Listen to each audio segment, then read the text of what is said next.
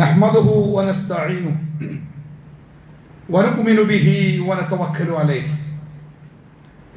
ونعوذ بالله من شرور أنفسنا ومن سيئات أعمالنا من يهده الله فلا مضل له ومن يضلل فلا هادي له أشهد أن لا إله إلا الله وحده لا شريك له أشهد أن محمدا عبده ورسوله أرسله بالهدى ودين الحق ليظهره على الدين كله ولو كره المشركون اللهم صل على محمد وعلى آل محمد كما صليت على إبراهيم وعلى آل إبراهيم إنك حميد مجيد اللهم بارك على محمد وعلى آل محمد كما باركت على إبراهيم وعلى آل إبراهيم إنك حميد مجيد أما بعد فإن خير الحديث كتاب الله وخير الهدي هدي محمد صلى الله عليه وسلم وشر الأمور محدثاتها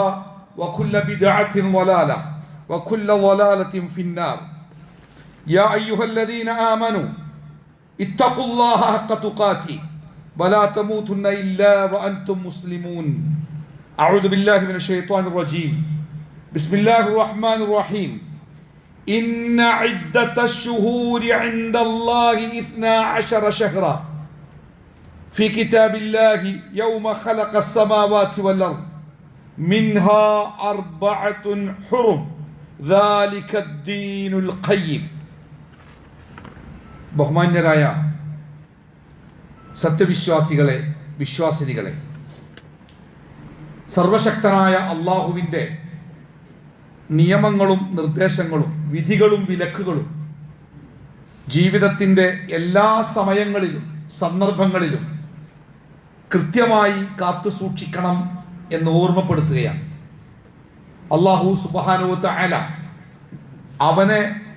അവൻ്റെ കൽപ്പനകൾ സൂക്ഷിച്ചു ജീവിക്കുന്ന മുത്തഖികളുടെ കൂട്ടത്തിൽ നമ്മെ ഏവരെയും ഉൾപ്പെടുത്തുമാറാവട്ടെ.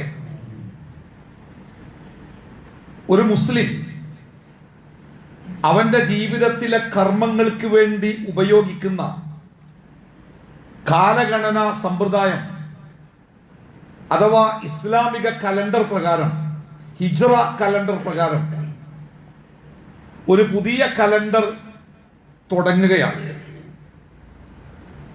കാലചക്രം എന്നാണ് പലപ്പോഴും നമ്മൾ പറയാറുള്ളത്. ചക്രം എന്ന വസ്തു തുടക്കവും ഒടുക്കവും ഇല്ലാത്ത ഒരു സാധനമാണ്. കാലവും അങ്ങനെ തന്നെയാണ്.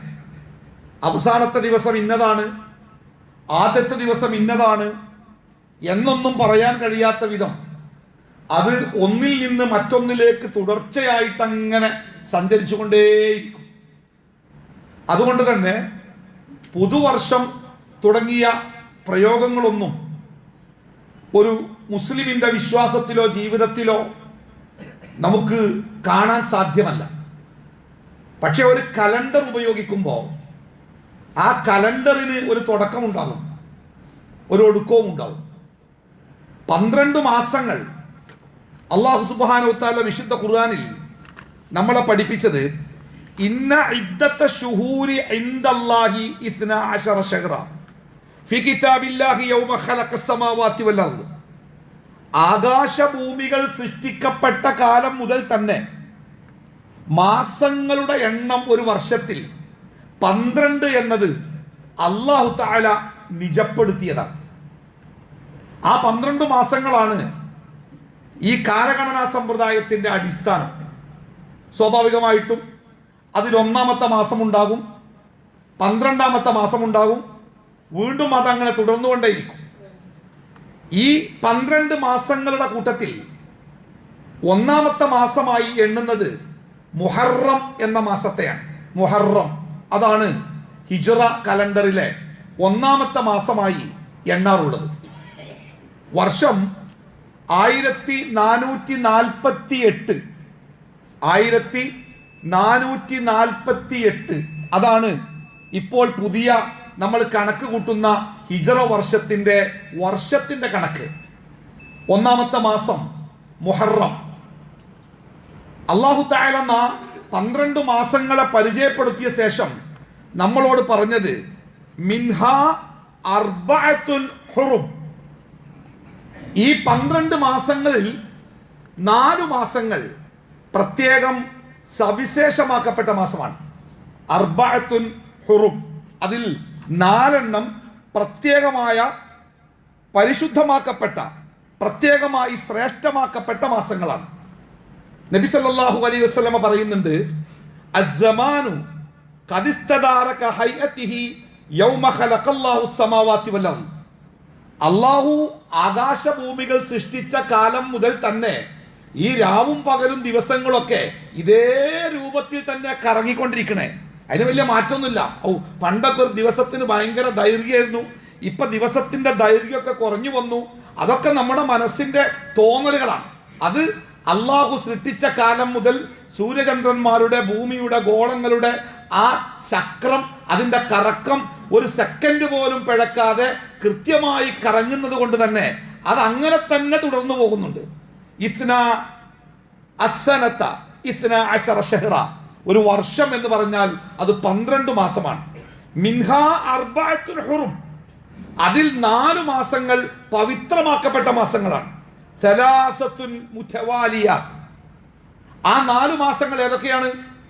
3 മാസങ്ങൾ തുടർച്ചയായി വരുന്ന മാസങ്ങളാണ്. ദുൽഖഅദ വദുൽഹിജ്ജ വൽ മുഹറം, ഈ 3 മാസങ്ങൾ തുടർച്ചയായിട്ട് വരുന്ന മാസമാണ്. റജബ് മുളർ, മുളർ ഗോത്രവുമായി ചേർത്ത് പറഞ്ഞുകൊണ്ടാണ് റജബ് എന്ന ഒരു മാസം കൂടി ഈ പവിത്രമായ മാസങ്ങളുടെ കൂട്ടത്തിൽ അല്ലാഹു തആല നമുക്ക് പഠിപ്പിച്ചു തന്നിരിക്കുന്നത്. അപ്പോൾ ഒന്നാമത്തെ മാസമായ മുഹറം ആദരണീയമായ ഒരു മാസമാണ് എന്ന് പഠിപ്പിക്കുക മാത്രമല്ല, മുഹറം എന്ന ആ പേരിൻ്റെ അർത്ഥം തന്നെ ശ്രേഷ്ഠമാക്കപ്പെട്ടത്, വിശുദ്ധമാക്കപ്പെട്ടത് എന്നൊക്കെയാണ്. ഞാൻ ഇങ്ങനെ പറയുന്നത്, മുഹറം എന്ന മാസത്തെക്കുറിച്ച് കേൾക്കുമ്പോൾ തന്നെ നമ്മുടെ സമൂഹത്തിൻ്റെ, സമുദായത്തിൻ്റെ മനസ്സിൽ വളരെ നെഗറ്റീവായൊരു തോന്നലുണ്ട്. എന്താണ് മുഹറം? നല്ല കാര്യങ്ങൾക്കൊന്നും പറ്റാത്ത, നല്ല കാര്യങ്ങളൊക്കെ ഉണ്ടെങ്കിൽ അതൊക്കെ മാറ്റിവെക്കേണ്ട, നല്ല കാര്യങ്ങളെക്കുറിച്ച് ആലോചിക്കുക പോലും ചെയ്യാൻ പറ്റാത്ത അത്രയും ഒരു ദുശഗുണത്തിൻ്റെ മാസമാണ് മുഹറം എന്ന് നമ്മുടെ സമൂഹത്തിലെ ഭൂരിഭാഗം ആളുകൾ വിശ്വസിക്കുന്നു. വിവാഹങ്ങൾക്കൊക്കെ ഓഡിറ്റോറിയങ്ങളൊക്കെ ഇപ്പം കുറച്ച് ദിവസം ഒഴിവാണ്. എന്താ ഒഴിവിന് കാരണം? ഒന്നുമില്ല, മുഹറല്ലേ, എന്തായാലും മുഹറം 10 കഴിയണം. അടച്ചിട്ട കടകളൊക്കെ തുറക്കാൻ 10 കഴിയാൻ വേണ്ടി കാത്തിരിക്കുക പലരും. സത്യത്തിൽ മുഹറം എന്ന മാസം അല്ലാഹു തആല പ്രത്യേകം ശ്രേഷ്ഠമാക്കിയ 4 മാസങ്ങളിൽ ഒന്ന്. മുഹറം എന്ന പേര് തന്നെ ആ മാസത്തിന്റെ സവിശേഷതയെ കുറിക്കുക മാത്രമല്ല, നബി സല്ലല്ലാഹു അലൈഹി വസല്ലമ ഈ സുന്നത്ത് നോമ്പിനെ കുറിച്ച് പറഞ്ഞപ്പോഴേ, നോമ്പുകളുടെ കൂട്ടത്തിൽ ഏറ്റവും ശ്രേഷ്ഠമായ നോമ്പ് റമദാനിലെ നോമ്പാണ്. ആ റമദാനിലെ നോമ്പ് കഴിഞ്ഞാൽ പിന്നെ ഏറ്റവും ശ്രേഷ്ഠമായ നോമ്പ് എന്ന് പറയുന്നത് റസൂൽ പറഞ്ഞത് ഷഹ്റുല്ലാഹിൽ മുഹറം. ഷഹ്റുല്ല, അള്ളാഹുവിനോട് ചേർത്താ പറഞ്ഞേ, അള്ളാഹുവിന്റെ മാസമായ മുഹറം. അപ്പൊ നോക്കൂ നിങ്ങൾ, ഈ 12 മാസങ്ങളും അള്ളാഹു നിശ്ചയിച്ചതാ. പക്ഷെ അതിൽ മുഹറം മാസത്തിനെ അള്ളാഹുവിനോട് ചേർത്ത് പറഞ്ഞു, ഷഹ്റുല്ലാഹിൽ മുഹറം. അത്രയും പവിത്രമായ ശ്രേഷ്ഠമായ ഒരു മാസം എങ്ങനെയാണ് സമൂഹത്തിന്റെ മുമ്പിൽ അപശകുനത്തിന്റെയും ദുശകുനത്തിന്റെയും മാറ്റി നിർത്തപ്പെടേണ്ടതുമായ ഒരു മാസമായിട്ട് മാറുന്നത്? തീർച്ചയായിട്ടും നമ്മൾ അള്ളാഹുവിന്റെ ദീനിന്റെ കൂടെ നിൽക്കേണ്ടവരാണ്. നബി സല്ലല്ലാഹു അലൈഹി വസല്ലമ പഠിപ്പിച്ചതെന്തോ അതാണ് നമ്മുടെ മതം എന്നുകൂടി നമ്മൾ മനസ്സിലാക്കണം. അപ്പോൾ ഈ മാസം എന്ന് പറയുന്നത് ശ്രേഷ്ഠമായ, യുദ്ധം വിരോധിക്കപ്പെട്ട, സമാധാനത്തിന്റെ മാസമായി നിശ്ചയിക്കപ്പെട്ട മാസങ്ങളിൽ ഒന്നാണ്. ധാരാളമായി സൽക്കർമ്മങ്ങൾ ചെയ്യാൻ ഈ മാസത്തിന്റെ ദിനരാത്രങ്ങളെ നമ്മൾ ഉപയോഗപ്പെടുത്തുക. തെറ്റുകുറ്റങ്ങളിൽ നിന്ന് അകന്നു നിൽക്കാനും ഈ മാസത്തിന്റെ ദിനരാത്രങ്ങളെ നമ്മൾ ഉപയോഗപ്പെടുത്തണം. അതാണ് ഒന്നാമതായി സൂചിപ്പിക്കേണ്ടത്. രണ്ടാമത്തേത്, ഏത് ഒരു കലണ്ടർ തീരുമ്പോഴും ഒരു വിശ്വാസിയെ സംബന്ധിച്ച് അവനിലുണ്ടാക്കേണ്ട ബോധം, തൻ്റെ ആയുസ്സിൽ അള്ളാഹു എനിക്ക് എൻ്റെ ജീവിതത്തെ പരീക്ഷിക്കുവാൻ വേണ്ടി നിശ്ചയിച്ചു തന്ന എൻ്റെ പരീക്ഷയുടെ സമയം തീർന്നുകൊണ്ടേയിരിക്കുകയാണ്. ഈ ദുന്യാവിൽ അള്ളാഹു എനിക്ക് അനുവദിച്ചു തന്ന ദിവസങ്ങൾ തീർന്നുകൊണ്ടിരിക്കുകയാണ്. എൻ്റെ മരണത്തിലേക്ക്, എൻ്റെ ഖബറിലേക്ക് ഓരോ ദിവസത്തിലും ഞാൻ അങ്ങനെ അടുത്തുകൊണ്ടിരിക്കുകയാണ്. ഒരു 70 കൊല്ലൊക്കെ ഈ ലോകത്ത് ജീവിക്കുന്ന ഒരാള്, 70 കൊല്ലം എന്നൊക്കെ പറഞ്ഞാൽ നമുക്ക് തോന്നും ഭയങ്കര ദൈർഘ്യം. ആ 70 കൊല്ലത്തിനെ ഒരു 365 കൊണ്ട് നിങ്ങളൊന്ന് ഗുണിച്ചു നോക്കേണ്ടി. അപ്പൊ മനസ്സിലാകും അതൊരു 25,000 ദിവസമാണ്. അത്രയേ ഉള്ളൂ. ഓരോ ദിവസങ്ങളും ഇങ്ങനെ കൊഴിഞ്ഞു പോകുമ്പോൾ എത്ര എത്ര വേഗത്തിലാണ് നമ്മൾ നമ്മുടെ ജീവിതത്തിന്റെ അവസാനത്തിലേക്ക് അടുത്തുകൊണ്ടിരിക്കുന്നത് എന്ന് നമ്മൾ ഓരോരുത്തരും കൃത്യമായിട്ട് ശ്രദ്ധിക്കേണ്ടതുണ്ട്. അതുകൊണ്ട് തന്നെ ഒരു വർഷം തീർന്നു, ഒരു കൊല്ലം കഴിഞ്ഞു, പുതിയ കലണ്ടർ തുടങ്ങുകയാണ് എന്നൊക്കെ പറയുമ്പോൾ നമ്മുടെ മനസ്സിലുണ്ടാവേണ്ട വികാരം മഹാനായ അമീറുൽ മുഅ്മിനീൻ ഉമർ ഇബ്നു ഖത്താബ് റളിയല്ലാഹു അൻഹു പറയുന്നുണ്ട്, ഹാസിബു അൻഫുസക്കും ഖബല അൻ തുഹാസബു. ഹാസിബു അൻഫുസക്കും, നിങ്ങളുടെ തന്നെ കണക്കൊന്ന് എടുത്തു നോക്കണ്ടി. കഴിഞ്ഞ ഒരു കൊല്ലം കഴിഞ്ഞല്ലോ, 365 ദിവസം കഴിഞ്ഞല്ലോ. ആ ദിവസങ്ങളിൽ എൻ്റെ റബ്ബ് എന്നെ ഏൽപ്പിച്ച തെഖ്വയോടുകൂടി ജീവിക്കുക, ഇബാദത്ത് ചെയ്ത് ജീവിക്കുക, അള്ളാഹു വിരോധിച്ചതിൽ നിന്ന് വിട്ടുനിൽക്കുക എന്ന് റബ്ബ് എന്നെ ഏൽപ്പിച്ച ഉത്തരവാദിത്തത്തെ എത്രമാത്രം നിർവഹിക്കാൻ എനിക്ക് സാധിച്ചിട്ടുണ്ട് എന്ന് ഒന്ന് കണക്ക് നോക്കണേ നന്നായിരിക്കും. അതാണ് ഹാസിബു അൻഫുസക്കും, നിങ്ങളെ തന്നെ ഒരു വിചാരണക്ക് വിധേയമാക്കുവിൻ. നിങ്ങളെങ്ങനെ നിർത്തിയിട്ട് പടച്ചോൻ നിങ്ങളുടെ ഓരോ കർമ്മങ്ങളെയും കണക്ക് നോക്കി വിചാരണ ചെയ്യുന്ന ആ ദിവസത്തിലെത്തും മുമ്പായിട്ടേ ഒന്ന് സ്വന്തം വിചാരണ ചെയ്ത് നോക്കി. വളരെ വേണ്ടപ്പെട്ട ഒരു സ്ഥലത്ത് വളരെ പ്രധാനപ്പെട്ട ഒരു കണക്ക് സമർപ്പിക്കേണ്ടി വരുമ്പോൾ ആ കണക്കെഴുതിയ പേപ്പർ അത് കൊടുക്കുന്നതിന് മുമ്പ് നമ്മൾ എത്ര വട്ടം പരിശോധിക്കും? നമ്മുടെ ജീവിതത്തിന്റെ കണക്കൊന്ന് പരിശോധിക്കണം. വസിനു അൻഫുസക്കും, നിങ്ങളുടെ നഫ്സിന് വേണ്ടി, നിങ്ങൾക്ക് വേണ്ടി നിങ്ങൾ ചെയ്ത കർമ്മങ്ങളെ നിങ്ങളൊക്കെ ഒന്ന് തൂക്കി നോക്കി. ഖബല അൻ തുസിനു, നിങ്ങളുടെ കർമ്മങ്ങൾ അള്ളാഹുവിൻ്റെ അടുക്കൽ തൂക്കി നോക്കപ്പെടുന്നതിന് മുമ്പ് നിങ്ങളുടെ കർമ്മങ്ങളെ നിങ്ങൾ തന്നെ ഒന്ന് തൂക്കി നോക്കുവിൻ.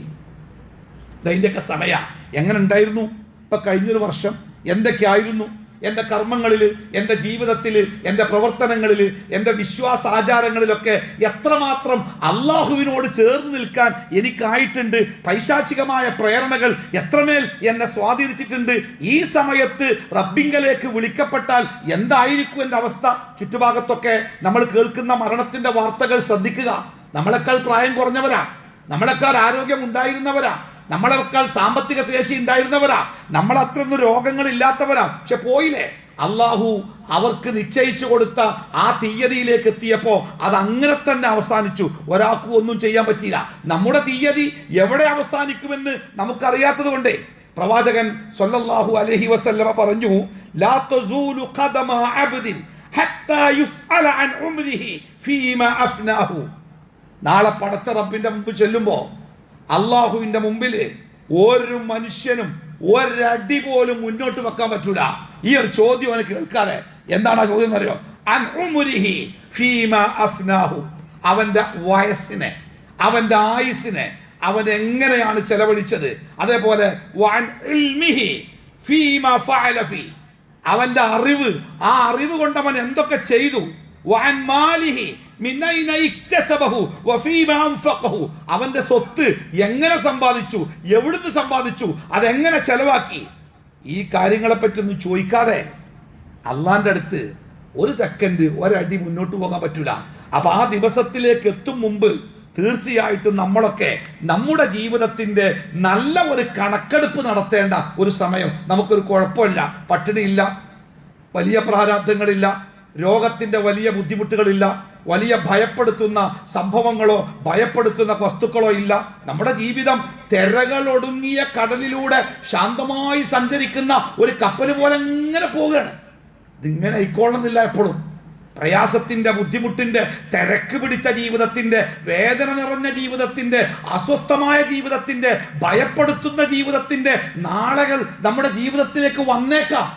അന്നൊരു പക്ഷേ നമുക്ക് തോന്നിയേക്കും, ഒരു കുറച്ച് ഒഴിവ് കിട്ടിയിരുന്നെങ്കിൽ ഒരു ഖുർആൻ ഒരു പേജ് ഓതായിനി, ഒന്ന് വെയിച്ചിരുന്നെങ്കിൽ ഒന്ന് സുജൂദ് ചെയ്യായിരുന്നു, ഒന്ന് നടക്കാൻ പറ്റുമെങ്കിൽ പള്ളി വരെയൊക്കെ ഒന്ന് പോകായിരുന്നു എന്നൊക്കെ തോന്നുന്ന ഒരു നാളെ ജീവിതത്തിലേക്ക് വരാണ്ട് എന്ന ബോധ്യത്തോടു കൂടി ഇന്നലകളെ കൃത്യമായ വിചാരണയ്ക്ക് വിധേയമാക്കി അബദ്ധങ്ങൾ തിരുത്തി ഇനിയുള്ള ദിവസങ്ങൾ അതിൻ്റെ പ്രായശ്ചിത്തമാക്കാൻ കഠിനമായി നമ്മൾ പരിശ്രമിക്കണം എന്നതാണ് ഓരോ പുതിയ കലണ്ടറുകൾ നമ്മുടെ ചുമരുകളിൽ തൂങ്ങുമ്പോഴും നമ്മൾ ഓരോരുത്തരും ശ്രദ്ധയോടുകൂടി മനസ്സിലാക്കേണ്ടത്.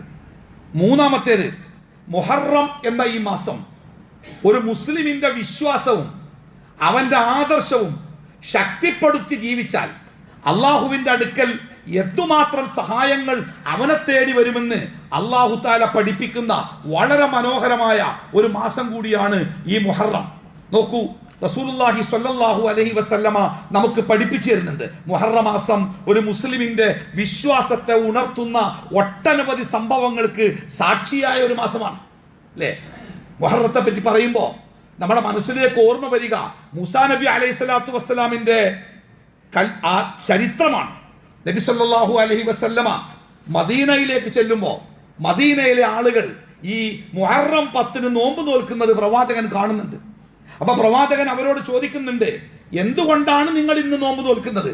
അപ്പോൾ അവർ പറയുന്ന ഒരു മറുപടി ഉണ്ട്, ഹാദാ യൗമുൻ സ്വാലിഹൻ ഹാദാ യൗമുൻ നജ്ജല്ലാഹു ബനി ഇസ്രായീല മിൻ അദുവിഹിം ഫസ്വാമഹു മൂസ.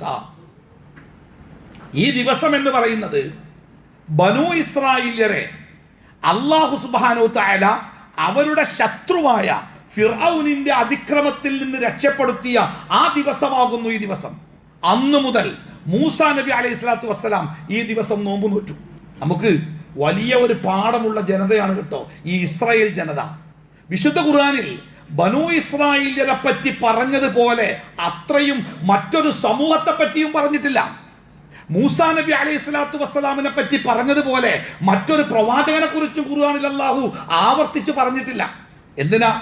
ആ രണ്ടിലും നമുക്ക് നല്ല പാഠമുണ്ട്.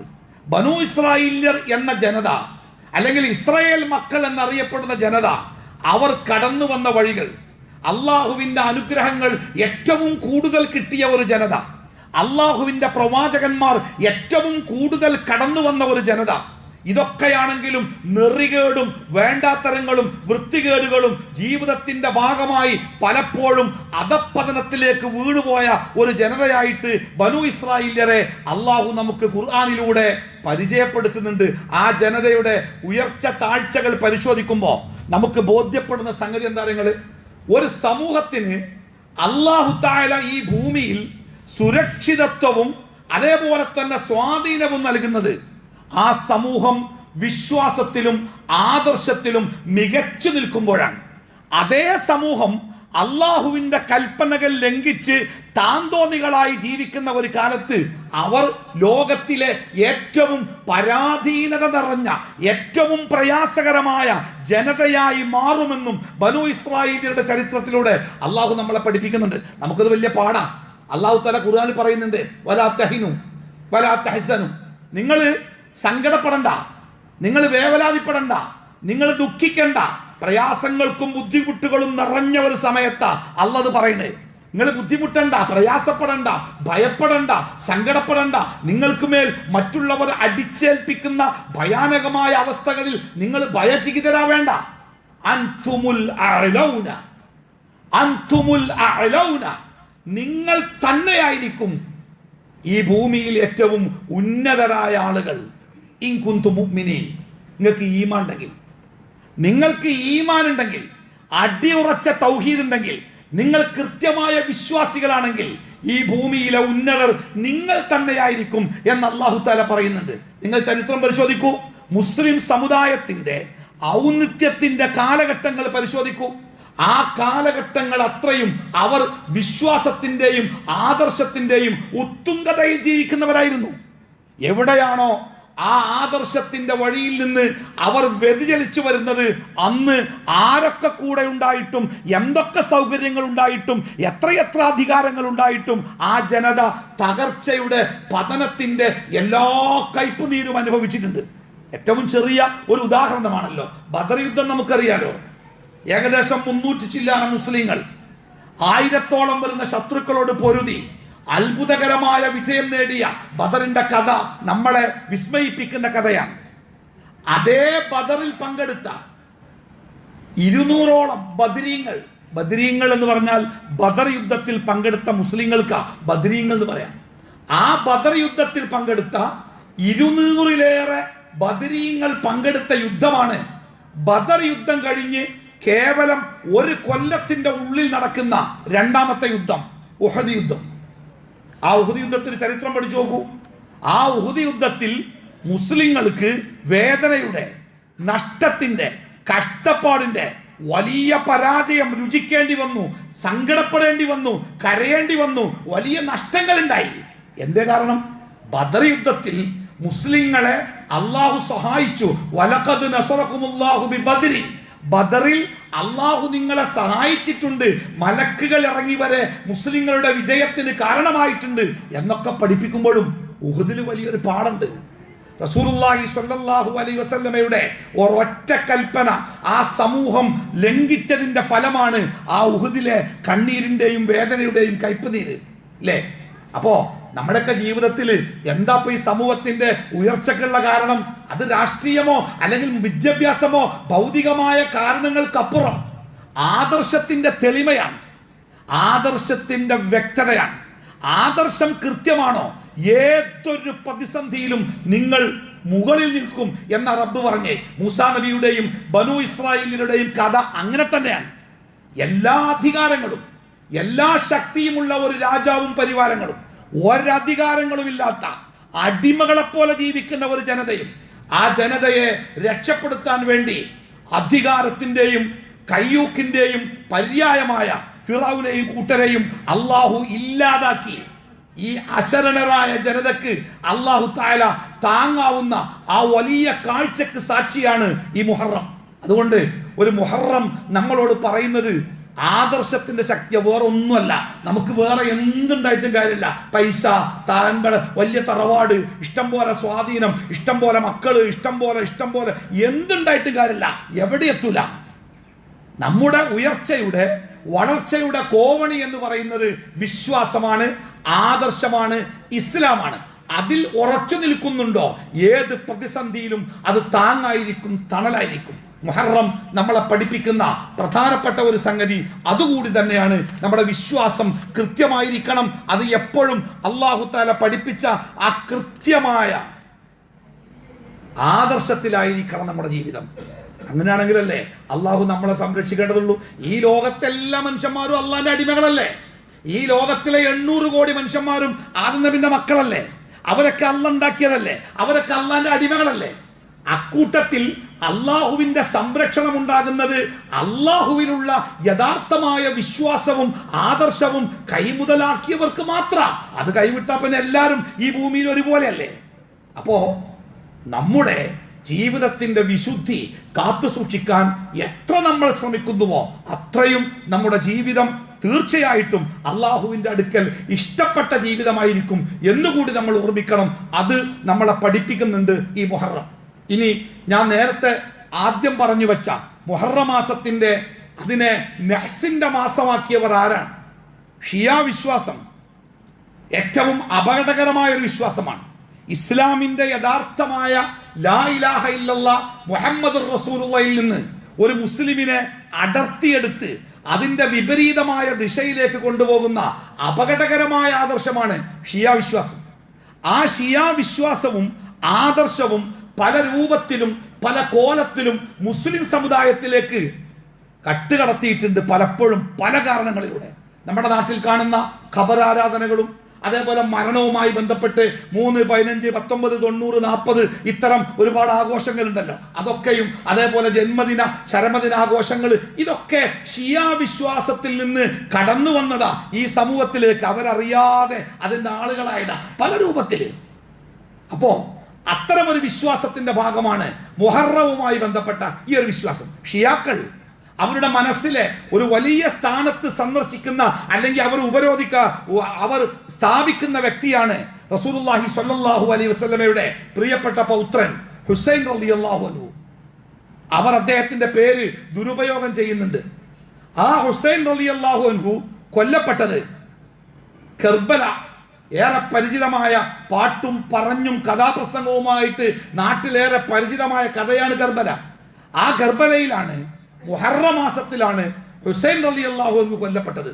അതുകൊണ്ട് തന്നെ അവർക്ക് മുഹറം മാസം ഇഷ്ടമില്ലാത്ത മാസമാണ്. അത് കയ്പ് നിറഞ്ഞ മാസമാണ്, അത് വേദനയുടെ മാസമാണ്, സങ്കടത്തിന്റെ മാസമാണ്. നെഞ്ചത്തടിച്ച് ചില ആയുധങ്ങൾ കൊണ്ട് ദേഹത്ത് മുറിവുണ്ടാക്കി അവർ മുഹറം മാസത്തിൽ പ്രത്യേകമായ ആചാരങ്ങൾ നടത്തുന്നു. കത്തുന്ന തീയിലൂടെ ചവിട്ടി അവർ മുഹറം മാസത്തെ ആചരിക്കുന്നു, ആഘോഷിക്കുന്നു. അവർക്ക് മുഹറം എന്ന് പറയുന്നത് ഇമാം ഹുസൈൻ അവറുകളുടെ മരണവുമായി ബന്ധപ്പെട്ട ഏറെ കറുത്ത ഒരു മാസമാണ്. ആ കറുപ്പ് മുസ്ലിം സമുദായത്തിലേക്ക് പല രൂപത്തിൽ കടന്നു വന്നതിൻ്റെ ഒരു ഉദാഹരണമാണ് ഈ മുഹറത്തിലെ നഹ്സും. മുഹറം അത് ശുഗില്ലാത്ത മാസമാണ്, നല്ല മാസമല്ല, അതാണ് കഴിഞ്ഞോട്ടെ, മുഹറം 10 കഴിഞ്ഞോട്ടെ എന്നൊക്കെ പറഞ്ഞ് മാറ്റിവെക്കുന്നത് അതുമായി ബന്ധപ്പെട്ടതാണ്. ഇസ്ലാമിനെ സംബന്ധിച്ച് ഈ ശകുനം നോക്കുക എന്നൊക്കെ അത് ഭയങ്കര കുറ്റമാണ്. ഒരു വേള അത് ശിർക്കാണ് എന്ന് പറയുന്ന ഹദീസുകൾ വരെ കാണാം. ആ ദിവസം നല്ലതാണോ, ഈ ദിവസം നല്ലതാണോ, ആ സമയത്ത് പറ്റുമോ, ഈ രാശി, ആ നക്ഷത്രം, നാറ്റുവേല, ഇതൊക്കെ കടുത്ത കുറ്റം ഇസ്ലാമിൽ. നമ്മളൊക്കെ സാധാരണ പഠിച്ച കാര്യങ്ങൾ എന്താ? ജീവിതത്തിൽ സംഭവിക്കുന്ന ഏത് കാര്യം അത് അള്ളാന്റെ നിശ്ചയം അല്ലേ? അല്ലാഹുമ്മ ലാ മാനിയ ലിമാ അഅ്തൈത വലാ മുഅ്തിയ ലിമാ മനഅത അല്ലേ? അൻ മാ അസാബ മിൻ മുസീബത്തിൻ ഫിൽ അർളി വലാ ഫി അൻഫുസികും ഇല്ലാ ഫി കിതാബിൻ മിൻ ഖബ്ലി അൻ നബ്റാഹ ഇന്ന ദാലിക അലല്ലാഹി യസീർ.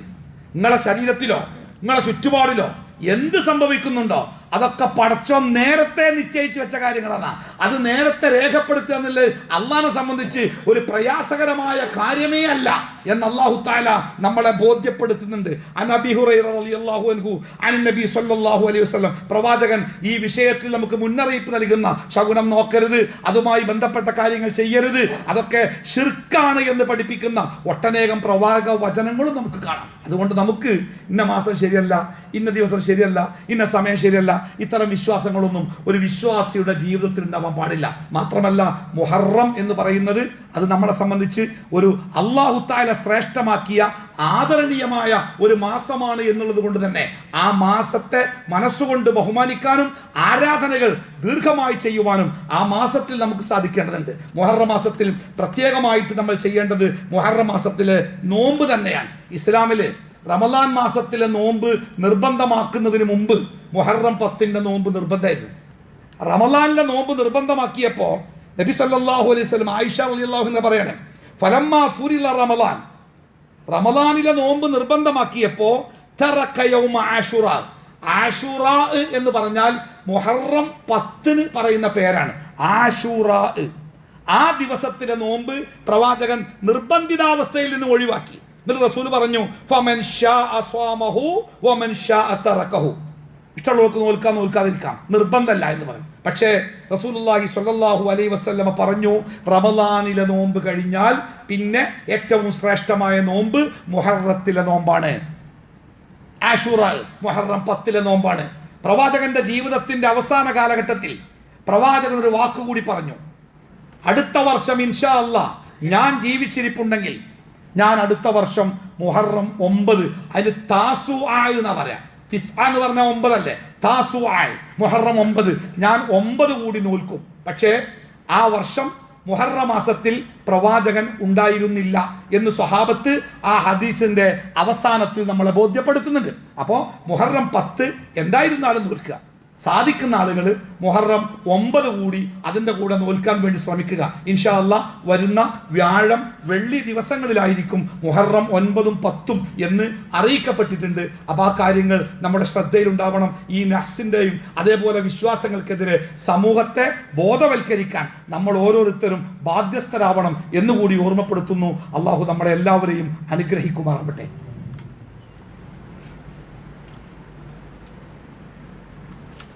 അൽഹംദുലില്ലാഹി റബ്ബിൽ ആലമീൻ വസ്സലാത്തു വസ്സലാമു അലാ റസൂലിഹിൽ അമീൻ വഅലാ ആലിഹി വസ്വഹ്ബിഹി അജ്മഈൻ. അമ്മാ ബഅദു അയ്യുഹന്നാസ് ഇത്തഖുല്ലാഹ്. അല്ലാഹുവിൻ്റെ വിധിവിലക്കുകൾ സൂക്ഷിച്ചു ജീവിക്കണമെന്ന് ഒന്നുകൂടി ഓർമ്മപ്പെടുത്തുകയാണ്. മഴ പെയ്യുന്നുണ്ട്, കുറവാണ്, കൂടുതലാണ്, പല രൂപത്തിലുള്ള അഭിപ്രായങ്ങളുണ്ട്, അതിന് കാരണങ്ങളുണ്ട്. അല്ലാഹു സുബ്ഹാനഹു വ തആല പറഞ്ഞിട്ടുണ്ട്, ഓരോ നാട്ടിലേക്കും ഓരോ കാലത്തും എത്ര മഴയാണോ അള്ളാഹു ഉദ്ദേശിക്കുന്നത് അത് ഒരു തുള്ളി കുറയാതെ ഒരു തുള്ളി കൂടാതെ ആ നാടുകൾക്ക് അത് കിട്ടിയിരിക്കും.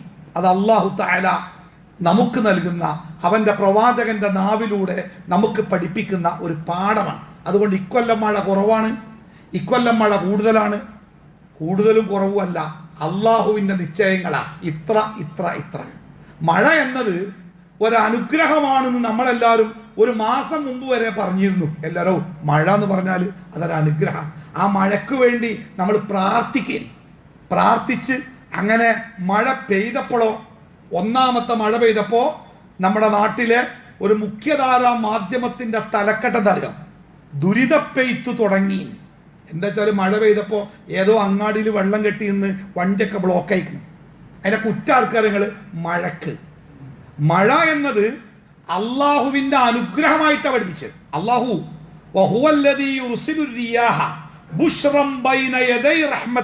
ഖുർആന്റെ പ്രയോഗമാണ്. മഴ പെയ്യുന്നതിന് മുമ്പ് അള്ളാഹു തണുത്ത ഒരു കാറ്റ്, ആ കാറ്റാണ് കാർമേഘങ്ങളെ മഴയാക്കി ഭൂമിയിലേക്ക് പെയ്യിപ്പിക്കുന്നത്. അപ്പൊ ആ കാറ്റിനെ കുറിച്ച് പറയാണ് അള്ളാഹു അള്ളാഹു കാറ്റിനെ അയക്കുന്നവനാണ്. ബുഷ്റൻ, ഒരു സന്തോഷമായിട്ടില്ലേ? നല്ലൊരു തണുത്ത കാറ്റടിക്കുമ്പോൾ മഴയ്ക്ക് വേണ്ടി കാത്തിരിക്കുന്നവരൊക്കെ നല്ല തണുത്ത കാറ്റടിക്കുന്നു കേട്ടോ, മഴ പെയ്യും എന്ന് പറയാറില്ലേ? ബുഷ്റൻ, ഒരു സന്തോഷമായിട്ട് അള്ളാഹു ആ കാറ്റിനെ അയക്കും. ബൈന യദൈ റഹ്മത്തി, അവന്റെ റഹ്മത്തിന്റെ തൊട്ടു മുമ്പ്. അള്ളാന്റെ റഹ്മത്ത് പറഞ്ഞ ഏത് കാര്യങ്ങള്? മഴനെയാണ് പറഞ്ഞത്. അള്ളാന്റെ റഹ്മത്തായ ആ മഴക്ക് തൊട്ടു മുമ്പ് ഒരു കാറ്റ് അള്ളാഹു ആ കാറ്റടിപ്പിക്കും. ആ കാറ്റിലാ പിന്നെ ആ മേഘങ്ങളൊക്കെ മഴത്തുള്ളികളായിട്ട് പെയ്തു വീഴുന്നത്. അള്ളാന്റെ റഹ്മത്ത് എന്നാ മഴനെ വിശേഷിപ്പിച്ചല്ലേ. അള്ളാഹു ആകാശത്ത് നിന്ന് മഴ വർഷിപ്പിച്ച് ഭൂമിയെ ജീവിപ്പിക്കുക. ചത്ത് കിടക്കുന്ന ഭൂമി, ഉണങ്ങിക്കിടക്കുന്ന ഭൂമി, ഒരു പുൽനാമ്പ് പോലും ഇല്ലാതെ അങ്ങനെ മരുഭൂമി പോലെ കിടക്കുന്ന ഭൂമിക്ക് മഴ ഇങ്ങോട്ട് പെയ്തപ്പോ എവിടുന്നാന്നറിയില്ല പുല്ലുകൾ ഇങ്ങോട്ട് മുളച്ചിങ്ങോട്ട് പൊന്തി അല്ലേ? മരിച്ച ആൾക്കാരെ എങ്ങനെ അള്ള പുനർജീവിപ്പിക്കുക എന്നതിന് അള്ള ഖുർആന് കൊടുത്ത ഉദാഹരണം ഏതാ? മഴ പെയ്യുമ്പോൾ ഭൂമിയിൽ നിന്ന് ചെടികൾ മുളച്ചു കാണില്ലേ? മരുഭൂമിയിലൊക്കെ കൊല്ലങ്ങൾ മഴ പെയ്യാതെ, ഒരു പച്ചപ്പിന്റെ ഒരു ഉണങ്ങിയ പുല്ലിന്റെ തൂമ്പ് പോലില്ലാതെ അങ്ങനെ കിടക്കുന്ന മരുഭൂമിയിലേക്ക് ഒരു മഴ കെട്ട് പെയ്തപ്പണ്ട് പുല്ലിങ്ങനെ എവിടെ ഇനി വിത്തൊക്കെ ഇങ്ങനെയല്ല. തവളകൾ മഴ പെയ്താൽ പാടം നിറയെ തവളകൾ പേക്രോ പേക്രോ പേക്രോ. എവിടെ ഇതൊക്കെ നമ്മളാ പറമ്പില നമ്മൾ പന്തളിച്ചിനെ അന്നന്തിക്ക് ലോഡ് കൊണ്ടുവന്ന് ഇറക്കിയതായി തവളകളൊക്കെ അല്ലേ? അള്ളാനെ സംബന്ധിച്ച് എന്നിട്ട് രണ്ടാമത് ഉണ്ടാക്കുക എന്നുള്ളത് ഒരു പ്രശ്നമല്ലാതാണ്. അതിന് അള്ളാഹ് ഉദാഹരണം പറഞ്ഞതാ. അള്ളാഹു ആകാശത്ത് നിന്ന് മഴ പെയ്യിക്കുമ്പോൾ ഭൂമിയിൽ നിന്ന് ചെടികൾ മുളച്ചു പൊന്തും പോലെ ആ സൂർ എന്ന കാഹളത്തിലാണ് ഊതുമുണ്ടല്ലോ, മണ്ണിൽ നിന്ന് ഇങ്ങനെ പൊന്തും. അതുവരെ കുഴിച്ചിട്ട സകല മനുഷ്യന്മാരും. അത് അള്ളാഹിനെ സംബന്ധിച്ച് ഒരു പ്രയാസമുള്ള കാര്യമല്ല എന്ന് അള്ളാഹ് ബോധ്യപ്പെടുത്തുക. അപ്പം മഴ എന്ന് പറഞ്ഞാൽ അള്ളാഹിൻ്റെ അനുഗ്രഹം. പിന്നെ ആ മഴ എപ്പോഴാണ് നമ്മൾ ദുരിതത്തിൻ്റെ മഴയത്? ദുരിതപ്പെയ്ത്ത് അല്ലേ? എങ്ങനെയാണ് മഴ ദുരിതമായത്? മഴ ദുരിതമായത് മഴയുടെ കുഴപ്പം കൊണ്ടോ മഴ പെയ്ച്ച പടച്ചോന്റെ കുഴപ്പം കൊണ്ടോ അല്ല. അല്ലാഹു തആല ഖുർആനിൽ പറഞ്ഞില്ലേ, ലഹറൽ ഫസാദു ഫിൽ ബർരി വൽ ബഹരി ബിമാ കസബത് ഐദിന്നാസ്. മനുഷ്യന്റെ പ്രവർത്തനം, അവന്റെ സ്വാർത്ഥത, അവന്റെ അത്യാഗ്രഹം, ഇത് കാരണത്താൽ കടലിലും കരയിലും വ്യാപകമായ ഫസാദ്, കുഴപ്പമുണ്ടാവുന്ന. നോക്കിങ്ങള്, മനുഷ്യനെ തേടി വരുന്ന മഹാമാരികൾ, മുമ്പൊന്നും കേട്ടിട്ടില്ലാത്ത ഷിഗല്ല മുതൽ നിപ്പ മുതൽ അങ്ങ് എന്താ പറയുക റുബല്ല വരെ മാരകമായ രോഗാണുക്കളുടെ വലിയ പേടിപ്പെടുത്തുന്ന കേൾവികളും കാഴ്ചകളും എവിടുന്നാ വരുന്നേ? ഈ ചുറ്റുപാടുന്ന. മഴ പെയ്തതുകൊണ്ട് രോഗം ഉണ്ടായിരുന്ന? മഴ പെയ്തുകൊണ്ടാണ് രോഗം ഉണ്ടായത്? അല്ലല്ലോ, മഴ പണ്ടല്ലേ, ഇതിലേറെ പെയ്ത കാലല്ലേ. പക്ഷേ മനുഷ്യന്റെ സ്വാർത്ഥത, വെള്ളത്തിന് ഒഴുകിപ്പോകാൻ ഇടമില്ല, കെട്ടി നിൽക്കുന്ന വെള്ളങ്ങൾ, പ്ലാസ്റ്റിക്കുകൾ, കുപ്പികൾ, അങ്ങനെ കെട്ടി നിൽക്കുന്ന വെള്ളങ്ങളും അതേപോലെ തന്നെ അഴുക്ക് നിറഞ്ഞ അവസ്ഥകളുമൊക്കെ രോഗാണുക്കൾക്ക് വളരാൻ വല്ലാത്ത കാരണമാവുകയും അത് മനുഷ്യനെ രോഗികളാക്കും ചെയ്യാം. വെള്ളത്തിന് ഒഴുകിപ്പോകാൻ ഇടമില്ല, മതിലുകൾ കെട്ടി ഉയർത്തി അവനവന്റെ സ്ഥലത്ത് മണ്ണിട്ടുയർത്തി ഒഴുകിപ്പോകേണ്ട വെള്ളത്തിനെ തടഞ്ഞു നിർത്തുമ്പോൾ ആ വെള്ളം റോട്ടിൽ കെട്ടി നിൽക്കും. അത് ദുരിത പെയ്ത്ത് കൊണ്ടുണ്ടായതല്ല, മനുഷ്യന്റെ സ്വാർത്ഥതയുടെ ദുരിതം അവൻ തന്നെ അനുഭവിക്കുക. ഈ ഖുർആനില് വളരെ മനോഹരമായ ഒരു പ്രയോഗമുണ്ട്. ഇവിടെ ഈ അള്ളാഹുവിനെ പരിചയപ്പെടുത്തി കൊടുക്കട്ടോ. ആ അള്ളാഹുവിനെ പരിചയപ്പെടുത്തി കൊടുക്കുന്ന ഭാഗത്ത് ഇങ്ങനെ പ്രവാചകൻ ഉപയോഗിച്ച ഒരു പദം കേട്ടോ. എന്താ പറഞ്ഞാൽ നിങ്ങൾ? അല്ലദീ ഖലഖനി ഫഹുവ യഹ്ദി. അള്ളാഹു എന്നെ സൃഷ്ടിച്ചു, അവൻ എന്നെ നേർമാർഗത്തിലാക്കി. വല്ലദീ ഹുവ യുത്ഇമുനി വയസ്കീൻ, അവൻ എനിക്ക് ഭക്ഷണം തന്നു, അള്ളാഹു എനിക്ക് ഭക്ഷണം തന്നു, അള്ളാഹു എനിക്ക് കുടിക്കാൻ തന്നു. ഫഇദാ മരിളതു ഫഹുവ യശ്ഫീൻ.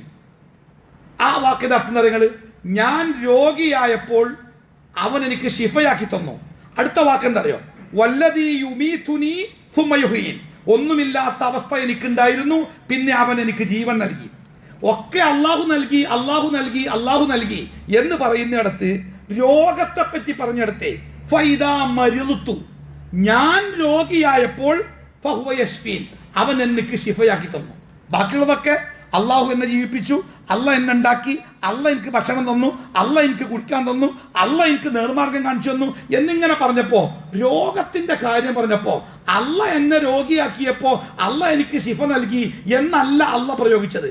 ഞാൻ രോഗിയായപ്പോൾ അവൻ എനിക്ക് ശിഫ നൽകി. അഥവാ രോഗം അള്ളാന്റെ പരീക്ഷണം തന്നെ, അള്ളാന്റെ ഖളയില്ലാതെ ഒന്നും സംഭവിക്കൂല. പക്ഷേ രോഗത്തിന് കാരണമാകുന്ന പ്രവർത്തനങ്ങൾ പലതും മനുഷ്യന്റെ നിർമ്മിതമായ കാരണങ്ങളാണ്. അവന്റെ ഭക്ഷണം, അവന്റെ ജീവിത രീതികൾ, അവന്റെ സ്വാർത്ഥത, അവന്റെ അത്യാഗ്രഹം, ചുറ്റുപാടുകളോടുള്ള അവന്റെ പ്രവർത്തനങ്ങൾ, മാലിന്യങ്ങൾ കൈകാര്യം ചെയ്യുന്നിടത്തുള്ള അവൻ കാണിക്കുന്ന അവഗണന, വൃത്തിയുടെ കാര്യത്തിൽ അവനുണ്ടാകുന്ന വലിയ പ്രശ്നങ്ങൾ അല്ലേ?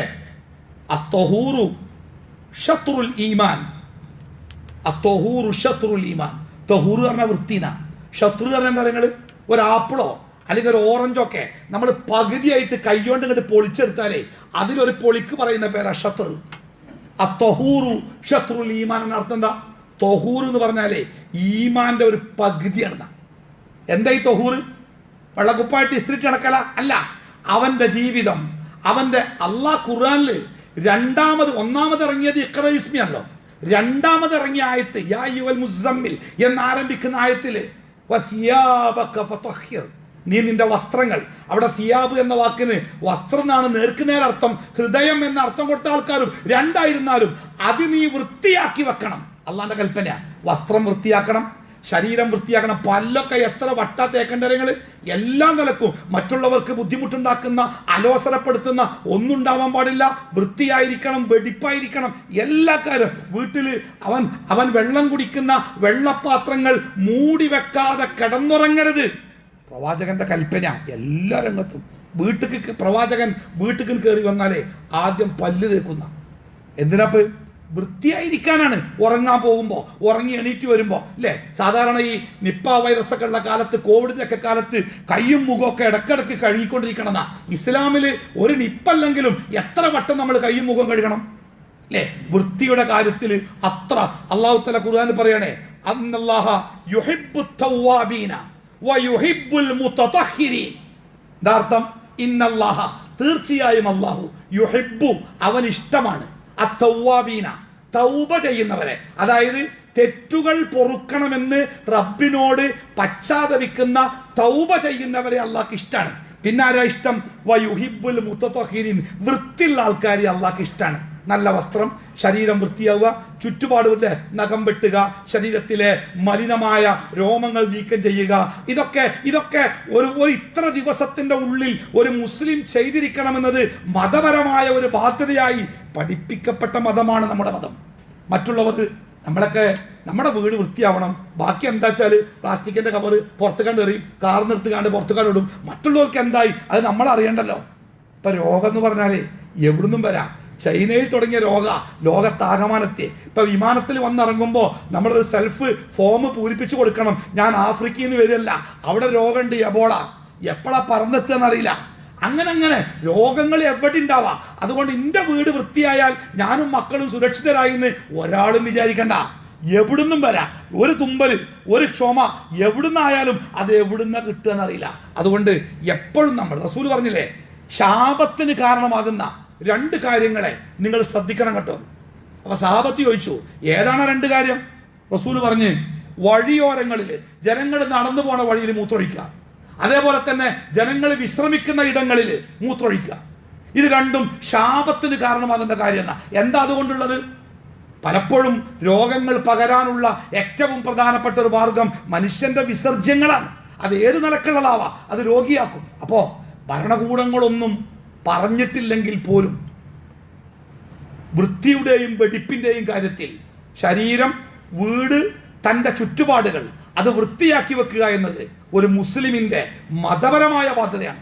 കേരള നേതൃത്വ മുജാഹിദീൻ്റെ സംസ്ഥാന പ്രസിഡന്റ് TP അബ്ദുള്ള കോയ മദനി ഇന്ന് എല്ലാ ഖത്തീബുമാരോടും ഖുതുബയിൽ പറഞ്ഞു, ഈ സാംക്രമിക രോഗങ്ങൾക്കെതിരെ ഏറ്റവും കൂടുതൽ മുന്നൊരുക്കം നടത്തേണ്ടത്, അതിൽ മുന്നിൽ നിൽക്കേണ്ടത് മുസ്ലിം സമുദായമാണ്. കാരണം അത് മുസ്ലിം സമുദായത്തിൻ്റെ മതപരമായ ബാധ്യത കൂടിയാണ് എന്ന് ഉത്ബോധിപ്പിക്കാൻ അദ്ദേഹം എല്ലാ ഖത്തീബുമാരോടും ആവശ്യപ്പെട്ടിട്ടുണ്ട്. അപ്പോൾ നമ്മൾ വൃത്തിയുള്ളവരാവുക, നമ്മുടെ പരിസരങ്ങൾ വൃത്തിയുള്ളതാക്കാൻ ശ്രമിക്കുക. മഴ രോഗങ്ങൾ ഉണ്ടാക്കുന്നില്ല, വെള്ളം രോഗങ്ങൾ ഉണ്ടാക്കുന്നില്ല. ആ മഴയെയും വെള്ളത്തെയും ഒക്കെ മനുഷ്യൻ സ്വാർത്ഥമായി ഉപയോഗിക്കുമ്പോഴാണ് അത് രോഗത്തിന് കാരണമാകുന്നത് എന്ന് നമ്മൾ തിരിച്ചറിയണം. അള്ളാഹുവിൻ്റെ അനുഗ്രഹങ്ങളെ അനുഗ്രഹങ്ങളായി കാണാൻ നമുക്ക് സാധിക്കണം. അള്ളാഹു സുബ്ഹാനഹു വ തആല നമ്മളെല്ലാവരെയും അനുഗ്രഹിക്കുമാറാവട്ടെ. വലിയ പ്രയാസങ്ങളിൽ നിന്നും വലിയ ബുദ്ധിമുട്ടുകളിൽ നിന്നും റബ്ബ് നമ്മളെല്ലാവരെയും കാത്തുരക്ഷിക്കുമാറാവട്ടെ. വലിയ രോഗങ്ങൾ, അതേപോലെ തന്നെ അപകടങ്ങൾ, നമ്മൾ കേൾക്കുന്ന സങ്കടപ്പെടുത്തുന്ന ഭയപ്പെടുത്തുന്ന വർത്തമാനങ്ങൾ എല്ലാത്തിൽ നിന്നും അല്ലാഹു നമ്മളെല്ലാവരെയും കാത്തുരക്ഷിക്കുമാറാവട്ടെ. രോഗത്തിൻ്റെ പ്രയാസങ്ങൾ അനുഭവിക്കുന്ന ഒട്ടനവധി ആളുകൾ നമ്മുടെ കൂട്ടത്തിലുണ്ട്. പ്രായഭേദമന്യേ പല രൂപത്തിലുള്ള ബുദ്ധിമുട്ടുകളാണ്. അല്ലാഹു അവർക്കെല്ലാവർക്കും ഷിഫ നൽകുമാറാവട്ടെ, സമാധാനം നൽകുമാറാവട്ടെ.